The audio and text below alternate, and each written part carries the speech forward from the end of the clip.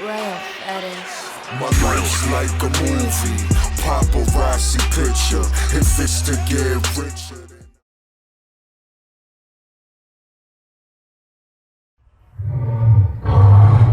Royal Fetish. So what was your favorite part of kink in Costa Rica?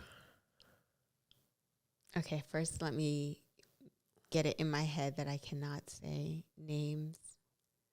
Oh, no, you can't say names. Not even nicknames. Nope, not even nicknames.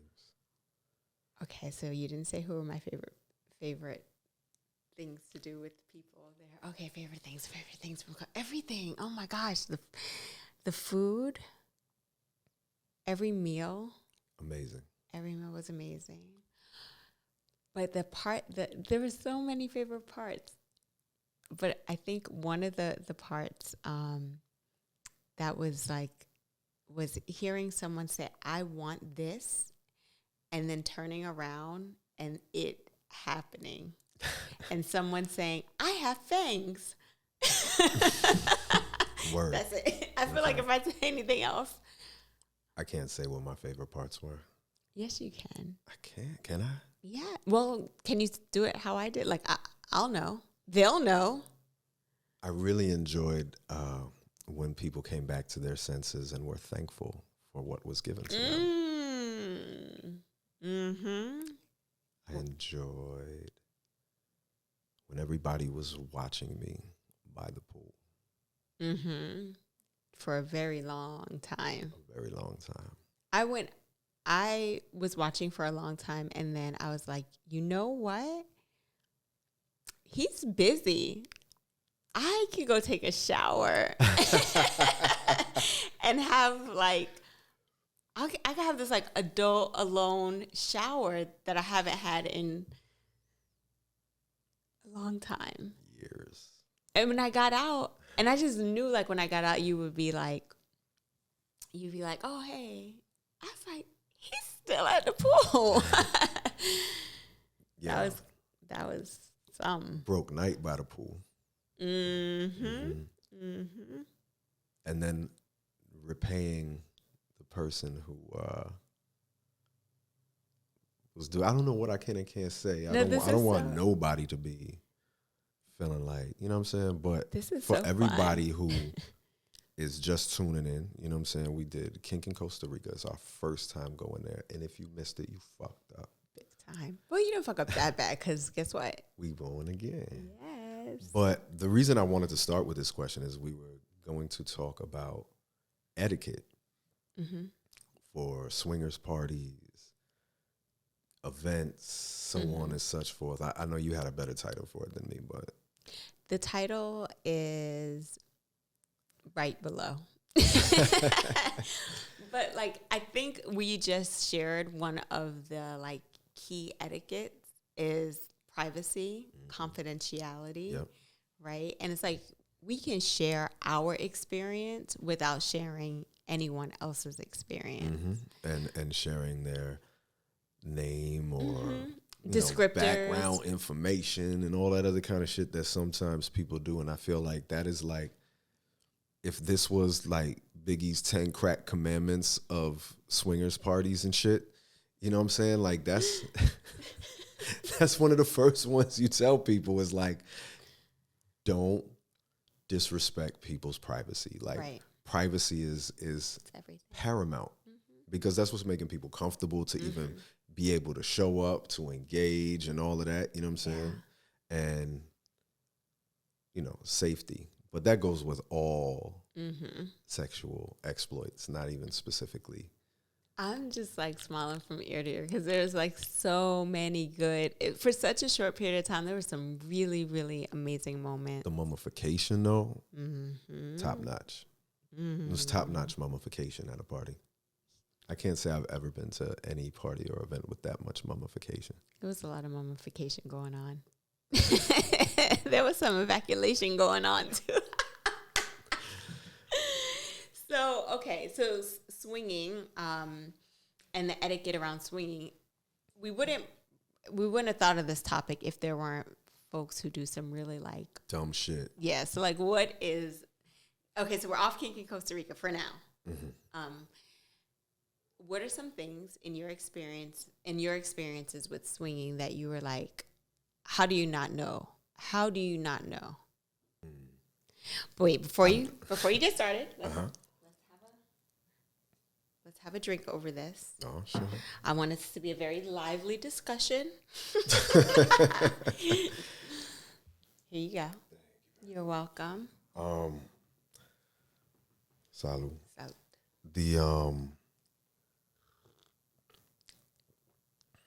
I got a lot of stories. I know. I haven't been in a while, but I used to frequent swingers clubs, swingers events, things like that. And I think for me, the number one thing that I think of, like, how do you fucking not know this? But this, to me, it's another thing. Like, it should extend into how people act even outside of swinging. Don't fucking touch me. If I don't know you, if I didn't welcome you to do so, don't touch my partner if she didn't welcome you to do so. You know, like, that shit is just weird. Yeah. But it's crazy. And I always think of this one time, because everything up until this moment was like fucking perfect. I was going with a friend of mine who I would just refer to as Centaur, because names have been changed to protect folk. You know what I'm saying? But we used to go to a lot of swingers clubs back in the day, and we used to frequent this one in New York called Trapeze. Okay. And Trapeze had like 2 floors, and like there's a main space where there would just be lots and lots of people. Okay. But if you go up the stairs, they had like smaller rooms with like maybe just a 5-person room or a 10-person room or whatever. But they also had this one little spot, and it was this sex chair, and it overlooked the main room. So you could see everybody in the main room, and they could see you. Okay. And that was our spot. We was like, we just gonna go there and wow the fuck out, put on a show, and it will attract whoever we want to attract. So we was going in, and out of nowhere, like, the thing was that sucked about it is, like, the chair is here, the stairs are right behind you. So people would walk up the stairs so they could kind of like see you and peek in. Like, that's sexy, right? That's cool. We're okay with that, clearly. But then one day, this one time, somebody just reaches out and like just reverse, like, Nelly tip drill videoed my whole spine and ass crack, right? Oh. And I turn around and look, and it's this lady, and she's just smiling at me. And it's like, yo, what's wrong with you? Yeah. Like, don't do that. Because my first reaction was to kind of like, you know, turn around like, what's up? And I'm not here for that. You know?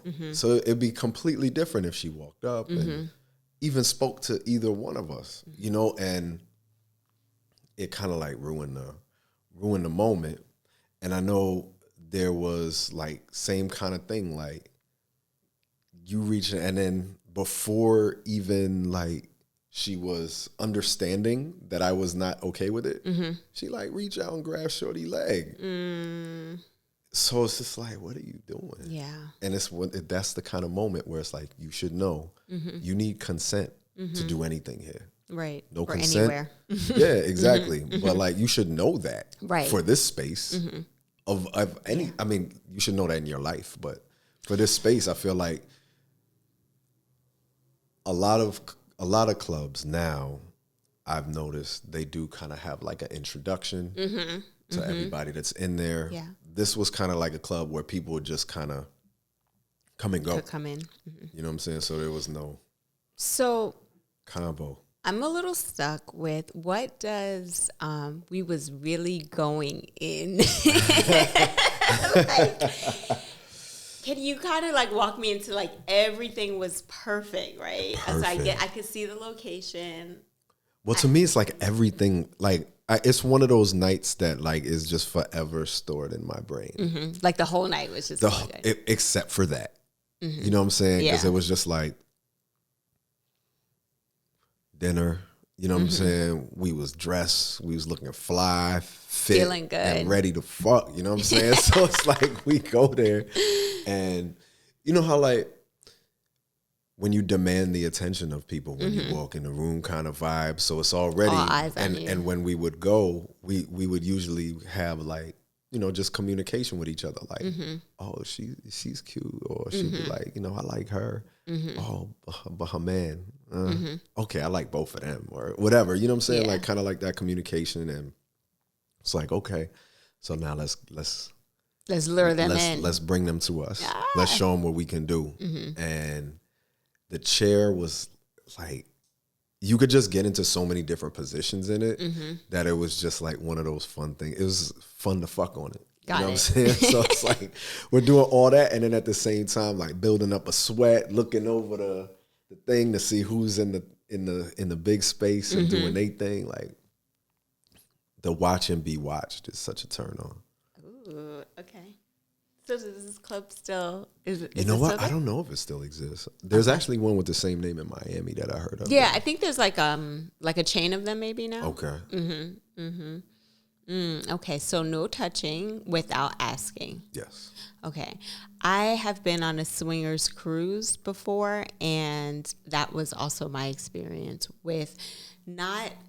So this is something that I learned. I thought that like, okay, I was going to go on this cruise and that swinging was going to be taking place like at all times. Everywhere. Yeah, and I mean, I think that this is like it's important because people do have like this misconception, right? That swinging is like a lifestyle, right? So it's the conversations that you're having, it's the people that are there, it is the activities that you're doing together, the way the flirting that may be happening, or like you're going. Yeah, all of it is swinging, not just the fucking, right? Like, oh, you're sitting and having breakfast with someone and you know, like you walk up to the table. That may not be that person's spouse, and you know, but that's totally normal. Oh, you know, we're getting to know each other. My wife is coming down in a little bit. Like, so all of that was really cool. But and then in understanding that, I sort of was just like, okay, I'm way more comfortable here now that I understand like there's a playroom, or that people make agreements to engage with each other. It's not just sort of like a anything goes. So I felt like super comfortable. And then someone had just like grabbed me up. It wasn't his age. It was his everything, his presentation. He was just very unattractive, like slimy kind of slimy kind of guy. And he just like pulled me really close and like tried to give me a kiss. And we were just in the hallway where you can buy like jewelry and clothes and stuff. And it was clear that he had this misunderstanding of what being in this space of swingers meant. It, you know, and I just was like repulsed and like pushed away. It was just, and then it was sort of like awkward because of having like this idea like, oh, like this person clearly misunderstands. And like you said, like, ugh, don't do that. Even though your first reaction is something very much more extreme. Yeah.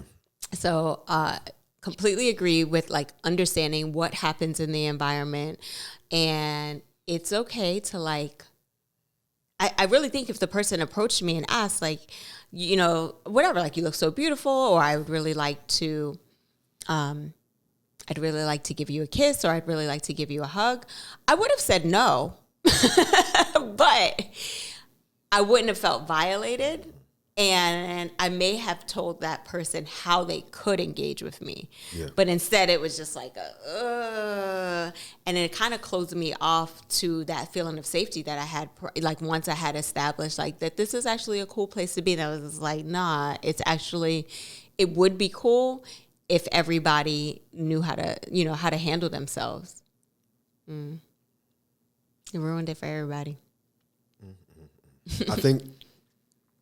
I think it, like I said, in a lot of the spaces that I've been in now, they do have like that consent conversation.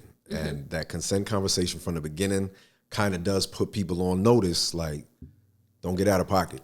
That I may react in and that I have the right to react. Yeah. Like, I don't have to understand that you may blah, blah, blah, nothing. Yeah, and I think there's so many different levels of assumption that people can have. So for people who don't know, there are different types of swingers, different Yeah. levels of swinging for people. Like some people are like, we only do soft swap, which is like there's no penetration, but maybe we'll do everything up to that point. Full swap, where people are doing everything. Or some people are like, we don't swing in the same room. Other people are like, we have to swing in the same room. You know, so I think it's very important, like just because you're at a swingers club or a party or something like that, don't assume nothing about nobody. Have a conversation first. Right.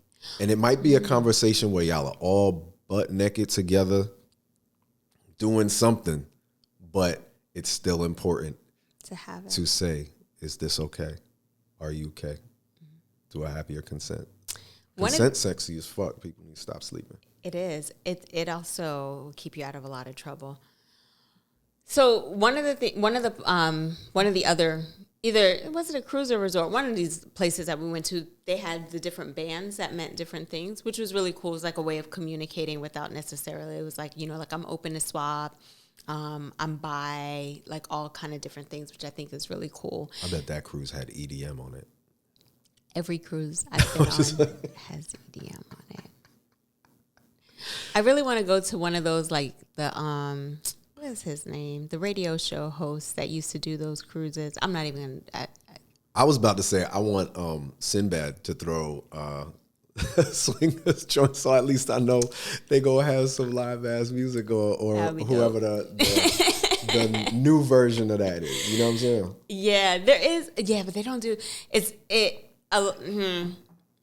A lot of these groups. That's the other thing. Like they have these cruises or these events, but they don't market them as swingers, which is difficult because then you're in them. Because then you get the wrong people and they be like, "Yo, what the fuck?" Right. Yeah, that's bad. Right. I don't like that. I don't like that. It was like an assumption. So, I mean, I think that is etiquette. It's like know what goes on in the space that you're in. That's important. Super important. What else comes to mind? Etiquette. Etiquette.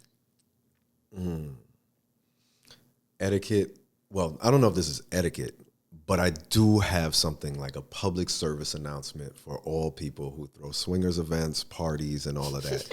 Stop with the motherfucking deviled eggs, macaroni salad, tuna salad, anything mayonnaise based at these events seems like a bad fucking idea. You know what I'm saying? Maybe you should go more on the healthy side or even on the protein side of things, but people don't need that much milk at these type of joints. Yeah, bad food. Which and you see like people like, okay, so there's the people that are just like indulging and you're like, really? Those be the people that's like, but I'm trying to do anal though. It's like, what?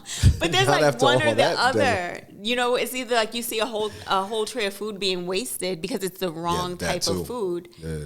Or But the I do opposite. think you should pay attention to the fact that there is a whole long list of foods that are labeled as aphrodisiacs that are perfect for those type of events. Yeah.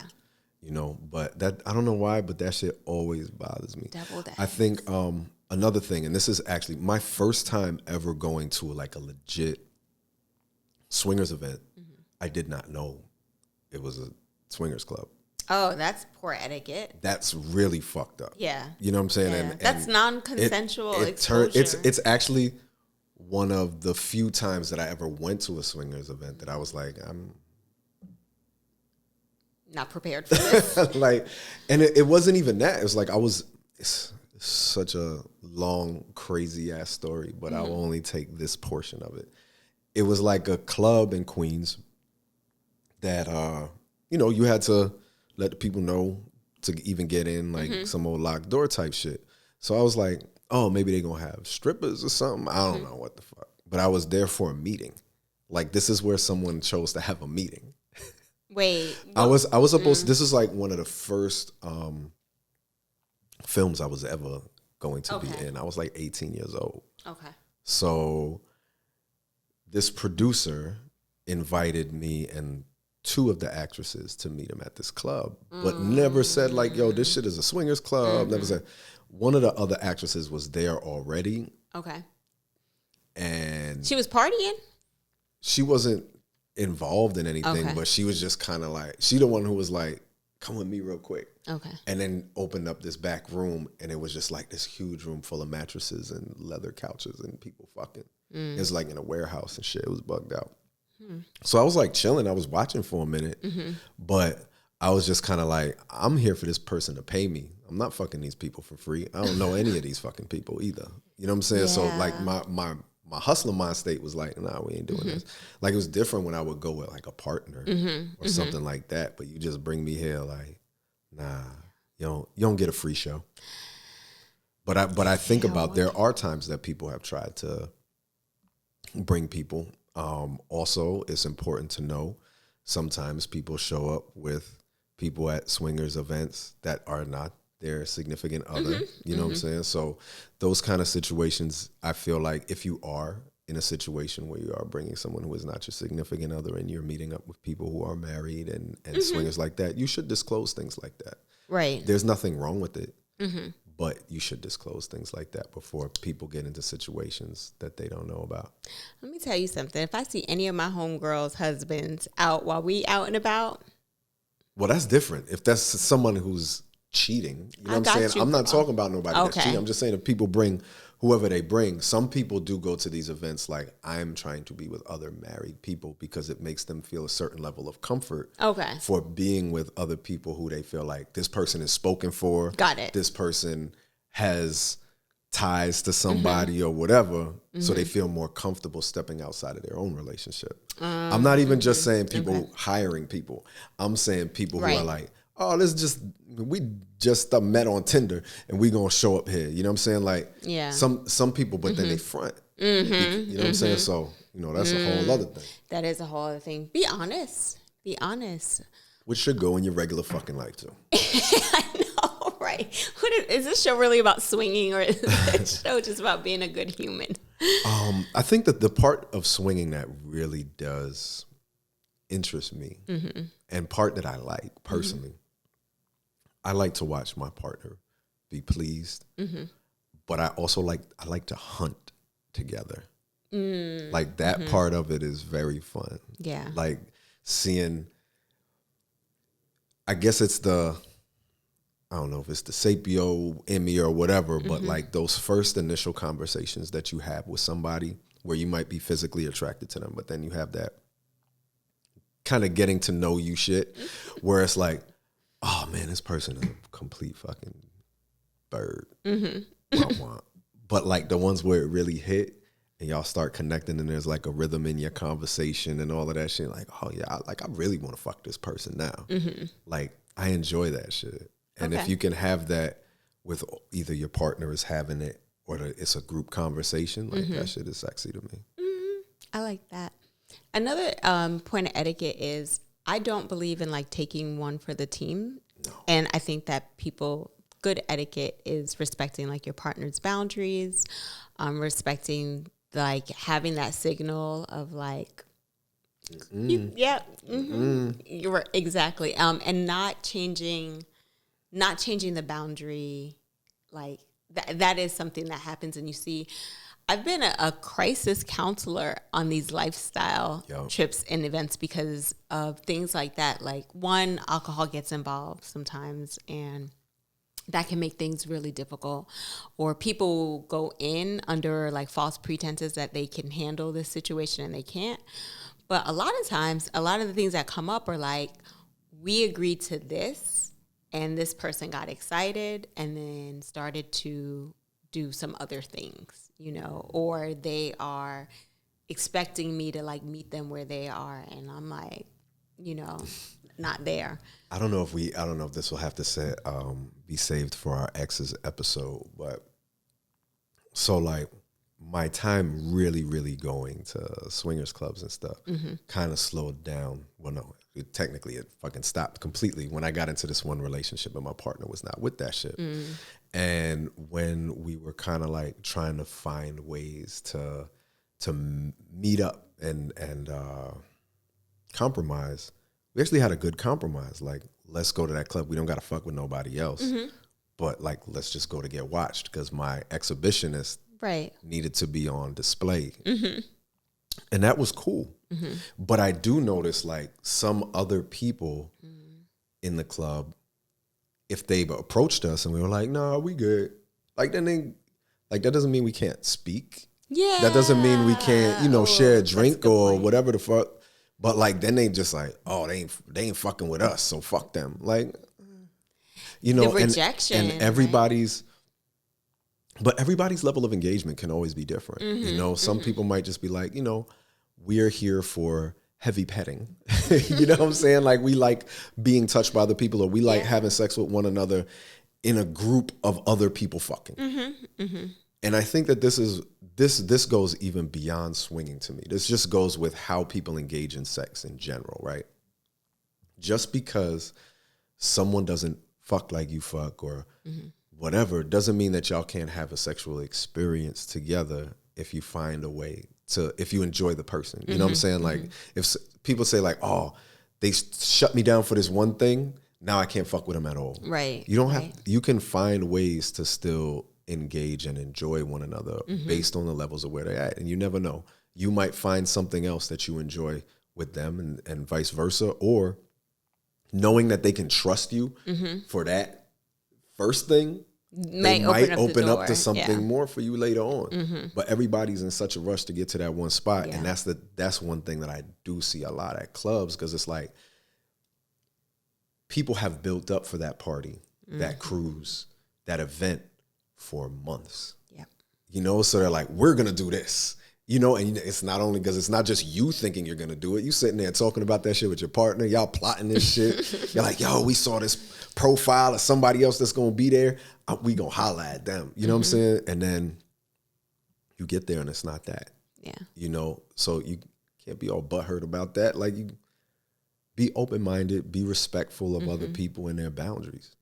I like the idea of having sort of like another plan in case, like, the fantasy that you have, because oftentimes you don't like know who all is going to be there, if they're going to be feeling you, if their rules are meshed with yours. But like, so what is our other option? And like you said, like, we'll just have sex in a different way than we're comfortable, or than we are used to doing, but in a way that makes us comfortable. Or we'll just have like great conversation. If people don't want to have sex with us, maybe we can make other kinds of connections. And like, what are those kind of connections that we could possibly make? And that was something that I was like, one of the resorts that we went to, which was a lifestyle resort, I'm still in contact with this couple to this day, is I love their, like, we just come here to like meet people, and then we meet up solo or, couple to couple. Outside of these spaces, they were not necessarily comfortable with swinging and having sex with people in public. They use that trip to meet other lifestylers. That's smart to me. And they, they were of a certain status where it's just like, if we like this couple, we will fly out to go and see them or spend our like mid-year vacation with them. I was like, I like that. I love that. That's dating. Yeah, it's good because it's better than going to a club where you don't know if people are into what you're into. You're going to a space specifically knowing, like, these people are into what you're into, so you don't have to rush. You know the end result can be what you want it to be. Absolutely. And we wound up having like. You'll probably remember the couple. I said we had a great conversation with them at the pool. They were like, oh no, I knew who you was talking about already. I loved it. It was such a. It was nice, and it didn't feel pressured. So then, like, they create like a safe space. Like, it's like, oh, like, this is safe. We actually get to know each other. We're not like, so what are you doing after dinner? So are you gonna be in the playroom later? Like that. I don't like that.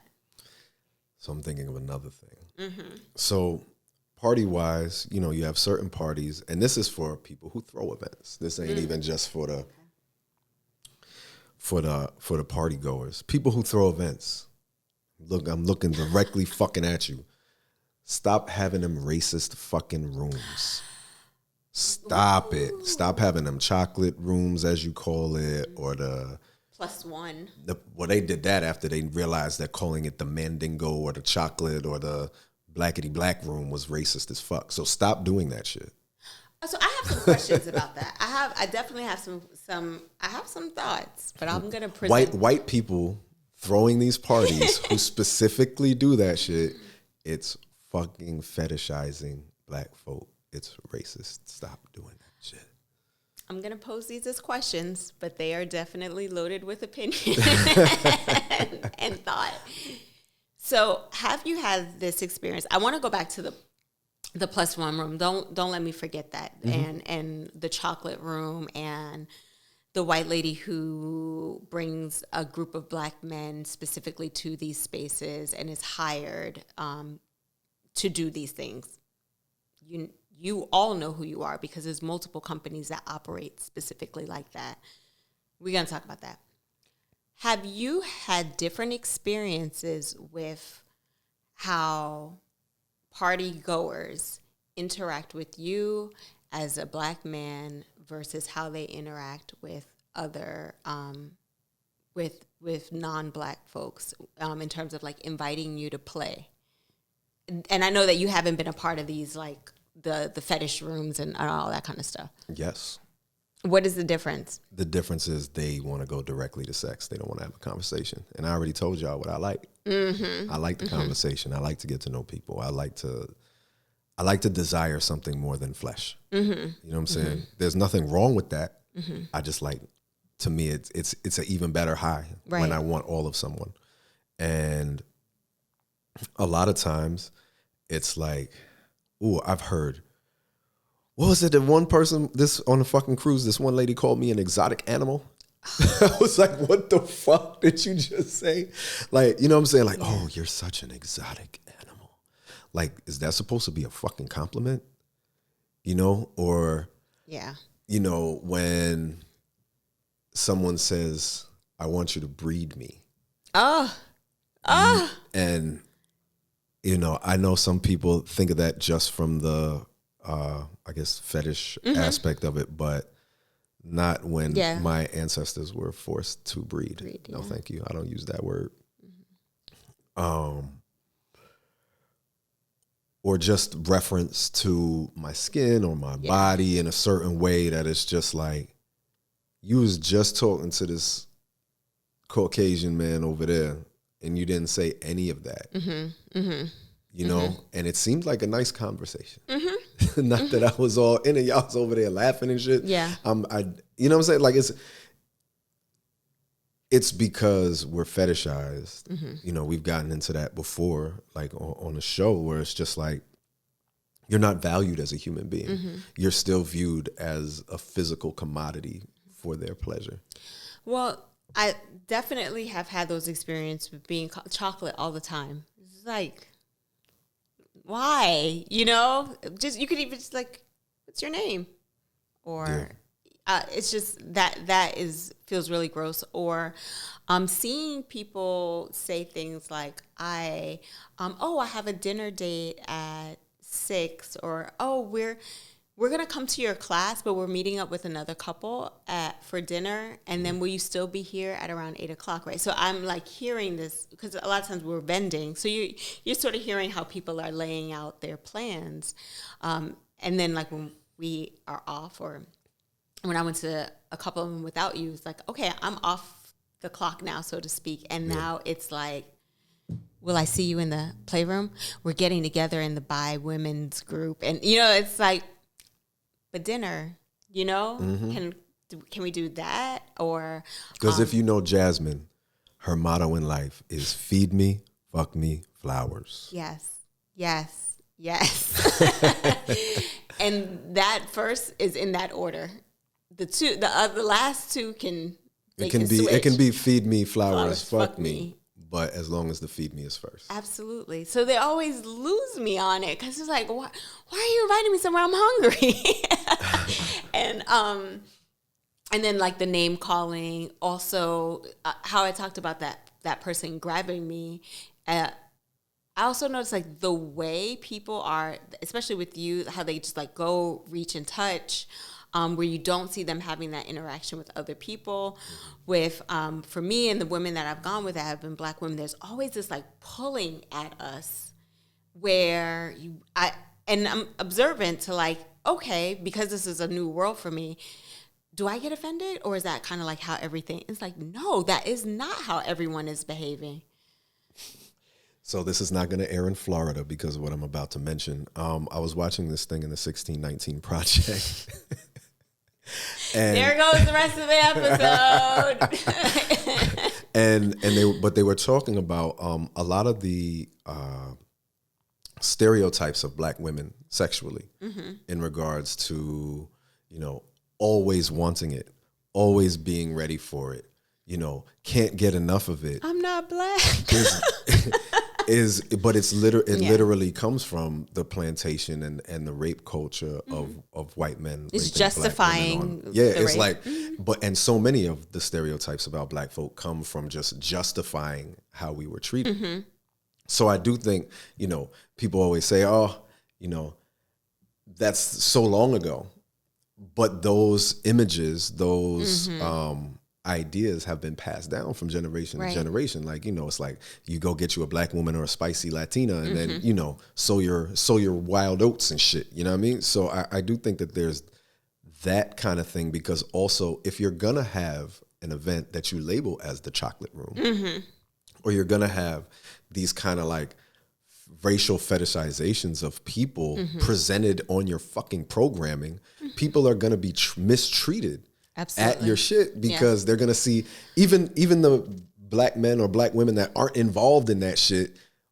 The white folks that's there is gonna think, well, if you're here, that's of course that's why you're here. You didn't pay like me to get here. You're part of the help.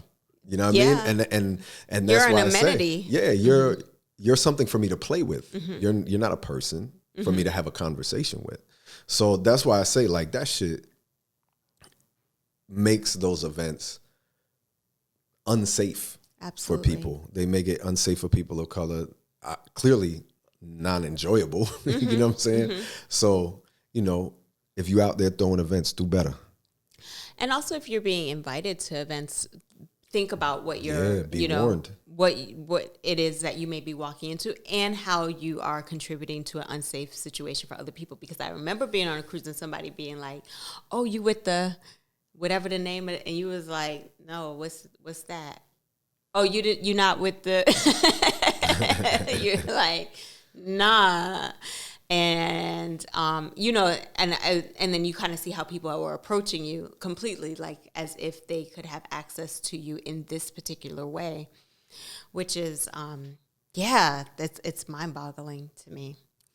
Okay, here's another thing that I don't even know how someone messes this up, but I have been to a party where they did not have something that is completely required and utterly required. Okay, so it's one of two things. Yes, but I'm gonna go with lube. There you go. Okay. The second thing I was gonna say was condoms. They did have some lubricated condoms, some prophylactics. I don't know if they was lubricated. I showed up with my own lube too, but like I was just like, how did they not have that for people here? Because someone was asking me about my lube. Like, nah. I mean, sure, but you know what I'm saying? It's just like one of those kind of situations where you should have that. And it wasn't in the invitation to bring your own? No. Now, I will say also etiquette with that, right? Like, I think you should be responsible to bring like the lube that you, and the prophylactics that will work for you, work with your body. I love seeing in like the women with the little baggie, it has their little hoe kit, Gotta have your hoe gotta bag. have your hoe bag. But as a person who throws events, like having a variety, King in Costa Rica, we had a wide variety of lubes, so many different kinds. Assortment. An assortment, and thinking about like body safe products and things like that. I think that's super important. I remember hosting the By Woman's Room with our friend in the industry. I finally a name I can say, with Organic Lovin'. And shout out Sailor. Yeah, and I remember us running around like crazy, like we need dental dam, right? Like not, and the women were prepared to just like cut condoms. And I mean, they could, but why should they? That's a good point. Someone actually on our Kink in Costa Rica trip asked that when we were having like one of those conversations about ask anything, and they were like, when I go to events and it's women's events, they don't have dental dam. But if it was an event with men, they would have condoms for oral. And that is also one of those kind of things that's like where people make the mistake. Like, I mean, granted, people be like, men might not have the hygiene that women have on a larger scale. Oh, that's my next etiquette. Go ahead. But yeah, that is very important etiquette. But diseases don't know no gender or orientation. Anybody can fucking have them. Right. So you should be protected at all times with everybody. Absolutely. I you know, we were so fortunate to travel with a group of people that were so sexually responsible about their sexual health, and that were just like open to sharing what they were working with or what they weren't working with, so that we could all make like very, very responsible decisions. But knowing that may not be the case, it is important to consider your sexual health and wellness by making sure you make sure they have what you need, or you bring what you need. Absolutely. Okay, so hygiene. Oh shit, so important. It is so important, and like I think about, you know, like when you're telling me that you was partying in Queens and or in the city, I'm like, so y'all took the train there, or like? No, we drove. Okay, y'all drove. Okay, so that's good. So that's a shorter amount of time, like sitting on your ass, right? And then like, but they also have showers in that spot. Exactly. So you could shower and walk around with a towel or a robe.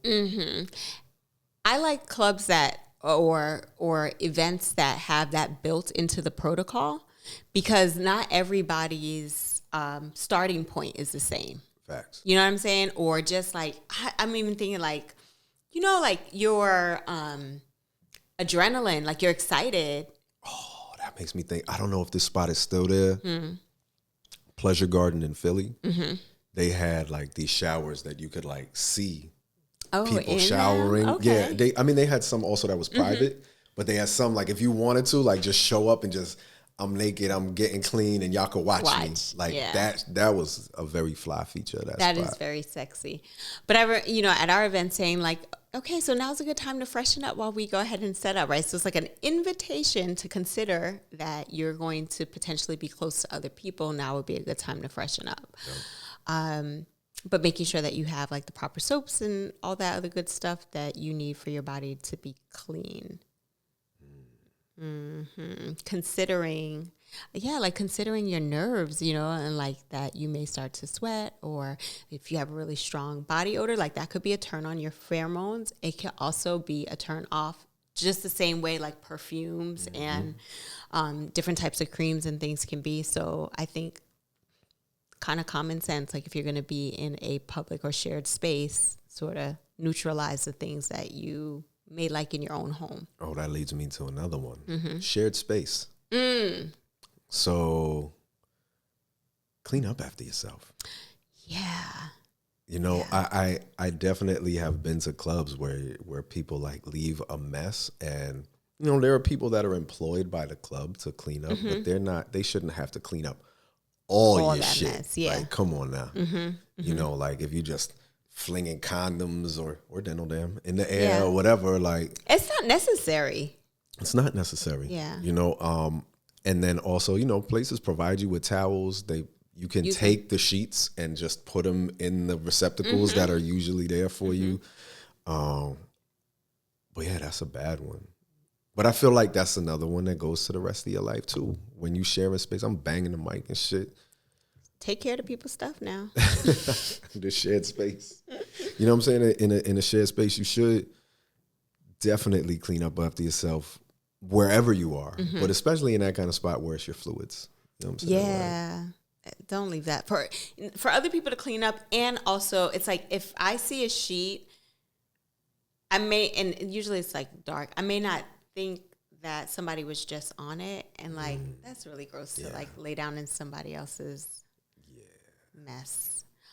So I have one more thought on etiquette, and if you'll match me with another one. This one is really really, really important for me. I don't think that you have to connect with people that you meet in swinger spaces outside of those spaces.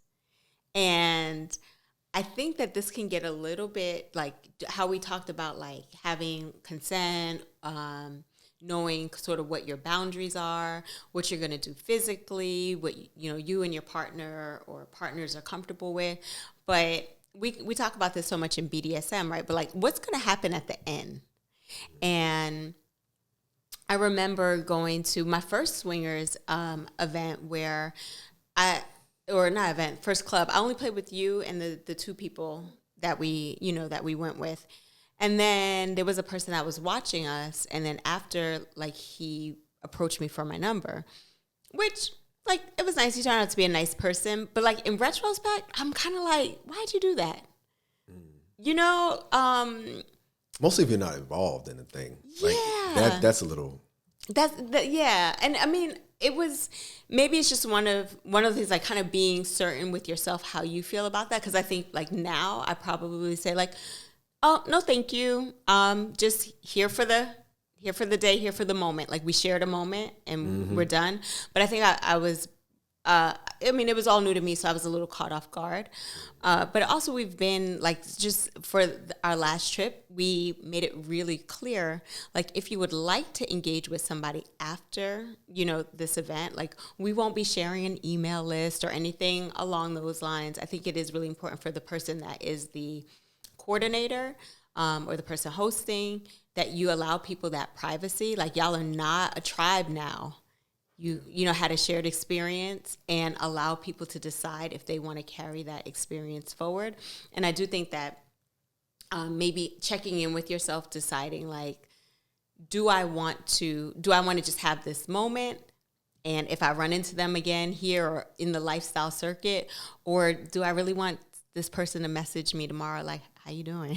Yeah, it's everybody. It's every individual's choice, Right. and I think sometimes I can see where people are like, I want to hang out with people that are like me, and then also some people, they host smaller events or other couples at their home and things like that. But then there are other people just like, One and done. this is my shit at the club. Yeah.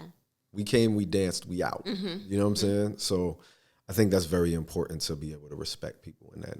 And just like maybe just asking in that way, do you communicate with folks outside of here, and then be okay with that yes or that no, versus a more direct, like, like, can I get your number? I mean, a lot of times people be like, "Are you on this particular Yeah, website that's a or good da one. da da da?" da? Where can I find you? Yeah. Where, and it's like, oh no, you can't. That's okay too. And then when it comes to that, also, and this, all right. So here's another one I got for you. Okay. The unicorns. So there are a lot of different events that some will allow single women, some will allow single men. Single men, speaking to you directly. I've been a single man at swingers events before, so I'm gonna speak. I got this camera here. That's them. I'll even talk to this camera here. All you gotta do, chill out. Just chill out. don't even say too much. For real, like as a single man at some of these events, people come across as extremely pushy.